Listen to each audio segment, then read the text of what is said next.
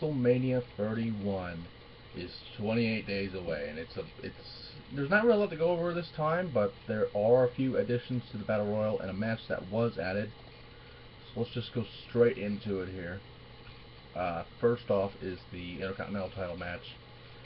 Bad News Barrett defends in a ladder match against, I don't remember, I don't think they named any opponents actually, but due to speculation, a lot of people have wondered who would be in the match. I mean, just going off of the current people that are basically playing hot potato for the title, which is something I don't really like. I mean, at the last pay-per-view, Dean Ambrose stole the title.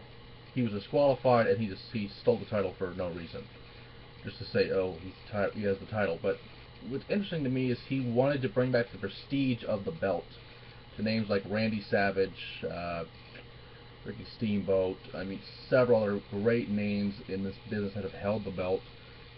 Yet you steal the belt and disgrace it. That's something I don't understand why you would do that. But, well, it's interesting because there's a few names that could be in this match, so I'm just going to go based on that. Basically, it's right now, as far as I know, it could possibly be Bad News Barrett defending against Dean Ambrose, R-Truth, Dolph Ziggler, and perhaps Daniel Bryan.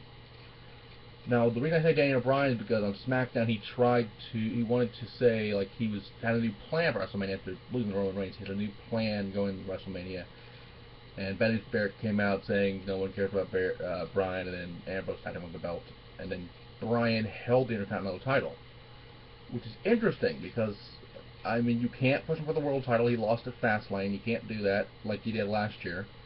But obviously that's the next best thing, because if you have Bryan in the match, then the world title, you know, the belt. This is what I don't understand. The Intercontinental title used to be a stepping stone for the world title, much like the United States title was for when the WWE Championship was on SmackDown, when the world title was on Raw. The Intercontinental title was the stepping stone for both. And back in the day, when it was just the WWE Championship or WWF Championship, the Intercontinental title was a stepping stone for the world title, which was amazing. And now it's basically a lower mid-card belt, which is very sad. The reason I only say that is because the mid-card belts of the day are pretty much the Money in the Bank briefcase, and it used to be the World Heavyweight title before it got unified with the WWE Championship, which is weird saying a world title can be a mid-card belt, but it was on SmackDown, so what are you going to do? But if Bryan wins this match, if Bryan is actually booked in this match and wins, it would bring prestige back to the title, because Bryan would honestly be the best candidate for the title, to be honest. Besides Barrett and Ziggler, of course, and perhaps Ambrose. I mean, R-Truth is in this match just for the hell of it.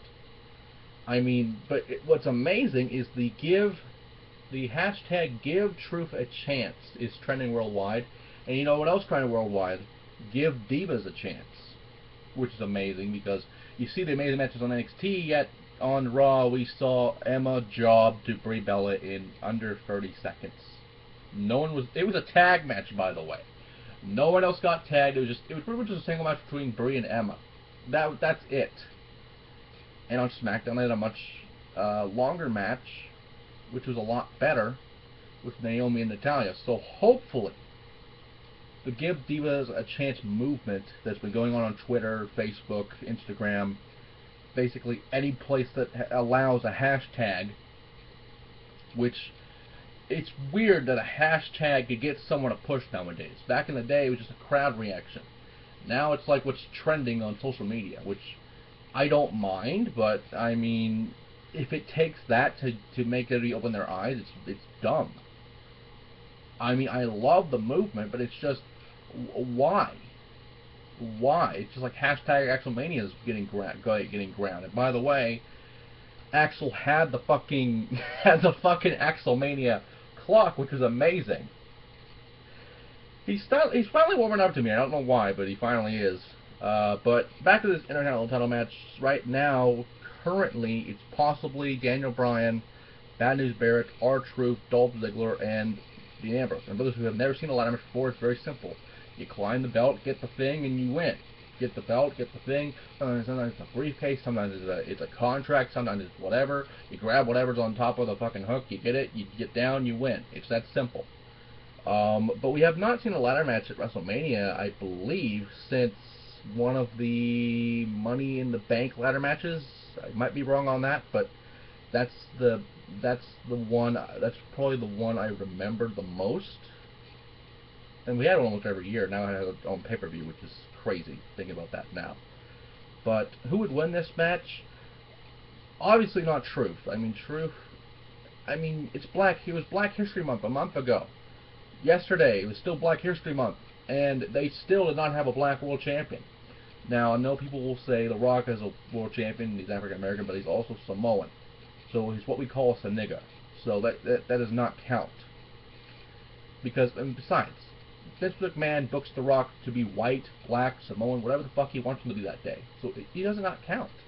As good as The Rock is, he does not count as a black world champion. I'm talking about an all-black world champion. And technically, since the world title is unified in the WWE title, you can kind of say Mark Henry is in that thing now, I guess. But I doubt it. I'm just talking about the WWE World Heavyweight Championship, the undisputed title, so to say. I refuse to call it the World Heavyweight Championship because the big gold was so good. But back to this fucking match that obviously I don't give a fuck about. Talking about utter shit. R-Truth won't win this match because he's black. It's that simple. It's not being racist, it's Vince's booking. He will never have a black man hold the title, and if he does, it's not going to be for very long. Dolph Ziggler, I would rather see a Dolph Ziggler-Daniel Bryan match, and if that was the case, Daniel Bryan and Dolph Ziggler will cancel each other out, which only leaves two people, Dean Ambrose and Bad News Barrett. As much as I hate it, as much as I hate Dean Ambrose stealing the belt, it's leading for him to actually win the belt. So Dean Ambrose will go on to win the championship. And Bad News Barrett actually won the belt a couple months ago, so it's very odd thinking the champion will lose the belt. Excuse me, but the champion does not have the best odds in this match. It's simple booking here. And finally, the Andre the Giant Memorial Battle Royal. Now, there's only a few people added to this match. I believe Adam Rose is in it, as well as someone else I don't remember off the top of my head. Who else is in this match? Just gotta wait for this fucking thing. It will do it. Will it do it? Come on now, this is the... Let's see if this will do it now. I apologize for the difficulties there. I guess their little site doesn't want to fucking work today. It's very odd. Let's try doing it this way. We're doing this live, I don't give a fuck, personally, but... Oh, here it is. Yeah, the Andre Giant Memorial Battle Royal, it's back, and thank God it is. But the only match here that is worthwhile is truly this Battle Royal, because last year Undertaker lost his streak. And it makes sense that whoever wins this Battle Royal will get the push of a lifetime. Back in the day, I think I said this before, back in the day, I believe that whoever should have beaten the streak should have been a younger superstar, and that would have given him the push of a lifetime. I mean, Brock made sense, because it's fucking Brock, and he fucking kills the Undertaker. It's perfect booking. But the only two in this match so far, added to the match ladder, we have Miz, Axel, and Ryback.